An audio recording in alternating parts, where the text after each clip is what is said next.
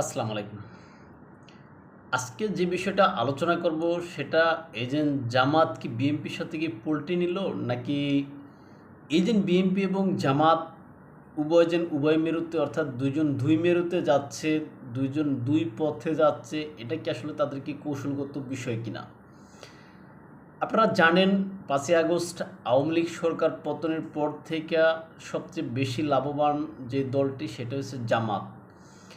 BNP বাংলাদেশের একটা বড় দল হওয়া সত্ত্বেও জামাতের মতো এত সুযোগ সুবিধা বর্তমান ইন্টারিমে যারা আছেন তাদের কাছ থেকে পায়নি। প্রাথমিক সময়ে বা প্রথম বিএনপির কিছু দাবি দেওয়া বা কিছু কথা ইন্টারিম শুনতো বা শুনতে চাইতো। তার ভিতরে দুইটা বিষয় ছিল। এখানে একটা রাষ্ট্রপতি অপসারণ বিষয় বিএনপি না বলছে, সেখানে কিন্তু ইন্টারিম সেই কথাটা শুনছে। আর আর আওয়ামী লীগকে নিষিদ্ধকরণের বিষয়ে বিএনপির যদিও স্পষ্ট অবস্থান ছিল না, আবার নিষিদ্ধকরণের বিষয়ে বিএনপির আপত্তিও ছিল না। সুতরাং সেখানে ইন্টারিম যেরকম ইচ্ছা সেরকম করছে, এটা সবাই দেখছি। এখন এই যে বিএনপির আরেকটা বিষয় ছিল, যেটা যে সেনা প্রদানের বিষয়ে কিছু কিছু ব্যক্তি, বিশেষ করে ভারতে আপনার এই যে ফ্রান্সে বসে যিনি ব্রাহ্মণ পীর হিসাবে খ্যাত পিনাকি ভট্টাচার্য, তিনি তার সমর্থকদেরকে যেভাবে সেনা প্রদানের বিরুদ্ধে লাগিয়ে দিচ্ছেন বা সেনা প্রদানের বিরুদ্ধে উস্কাচ্ছেন, কিন্তু বিএনপি ওটার বিরুদ্ধে অবস্থানে ছিল, তাই সেনা প্রদানও এখনও তার পদে টিকে আছেন। এখন বর্তমানে এই যে প্রেক্ষাপট এই মুহূর্তে তৈরি হচ্ছে, যে পিনাকি ভট্টাচার্য তিনি তার সমর্থকদেরকে, অর্থাৎ ইনকিলাব মঞ্চ যারা আছে তাদেরকে নিয়ে যে একটা আন্দোলনের ডাক দিয়েছেন, যে মহামান্য রাষ্ট্রপতি জনাব শাহাবুদ্দিন চুপ্পু সাহেবের বিরুদ্ধে। এখন এই যে শাহাবুদ্দিন চুপ্পু সাহেবকে কিন্তু বিএনপি এই মুহূর্তে সরাতে চাচ্ছে না।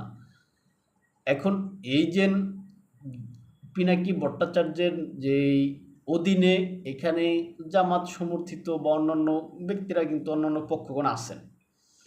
এখন বিএনপি এ বিষয়ে প্রকাশ্য কোনো অবস্থান নাই, পক্ষেও নাই বিপক্ষেও নাই। এখন পিনাকি ভট্টাচার্য কিন্তু আরেকটা বিষয় উল্লেখ করছেন, যেটা এই যে রাষ্ট্রপতি হিসাবে বিএনপির চেয়ারপারসন বেগম খালেদা জিয়ার কথা বলছেন, প্রধানমন্ত্রী বা প্রধান উপদেষ্টা পদে বা সেই মর্যাদায় বা সমমর্যাদায় জনাব তারেক রহমানের কথা বলছেন।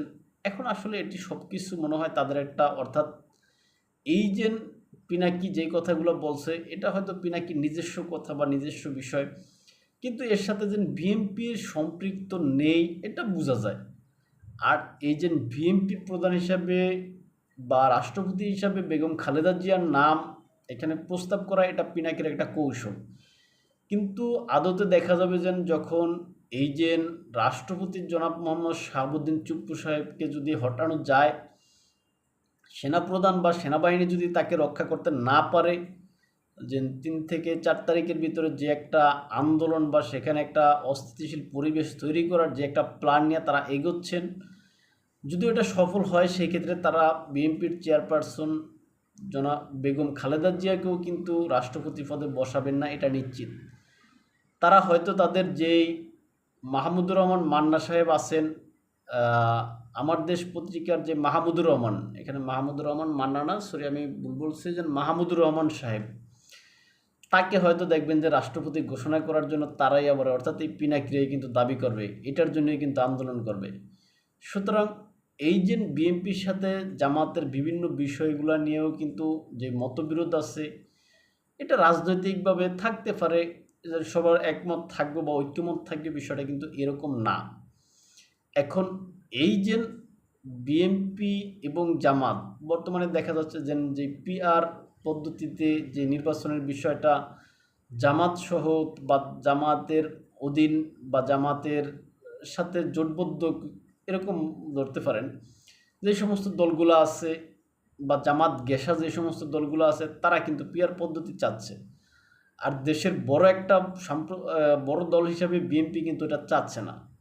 এখন জামাত যেহেতু স্বাধীনতা বিরোধী একটা প্ল্যাটফর্ম, কিন্তু বিএনপি তো আর ওইটা না। বিএনপি যেহেতু একটা মুক্তিযুদ্ধের সপক্ষের দল, যদিও বিভিন্ন কারণে বা কৌশলে জামাতের সাথে একটা সময় তাদের জোট করতে হয়েছে, কিন্তু সাম্প্রতিক বা এখন কিন্তু এই যে 24কে যেভাবে জামাত বা জামাত সমর্থিতরা আছেন, এরা 71-এর সাথে এখানে একটা মানে মুখোমুখি দাঁড় করাচ্ছেন। এখন বিএনপি কিন্তু এই বিষয়টা মেনে নেবেন। আজকে হয়তো তারা বঙ্গবন্ধুকে ছুঁড়ে ফালাইতে পারে, কিন্তু আগামীকালকে দেখা যাবে যে বিএনপির প্রতিষ্ঠাতা যিনি জনাব জিয়াউর রহমান সাহেব, তাকেও কিন্তু ছুঁড়ে ফালাইবে এই 24-এর যারা অভ্যুত্থানকারী বা 24-এর যারা যোদ্ধা বলে তারা কিন্তু। সুতরাং বিএনপি এখানে তার যে রাজনৈতিক কৌশল, সেই কৌশল দিয়ে হয়তো জামাতকে মোকাবেলা করতে হবে। আর এই ক্ষেত্রে দেখা যাবে যে বিএনপি যে 71 সমর্থিত বা 71-কে পছন্দ করে বা ধারণ করে, এই পক্ষটার সমর্থন অবশ্যই পাওয়ার সম্ভাবনা থাকবে। আর জামাত তাদের সমর্থিত বা এই যে জামাতের আদর্শে যারা ধারণ করে বা জামাতের আদর্শে অনুপ্রাণিত যারা, তারা হয়তো জামাতের দিকে থাকবেন।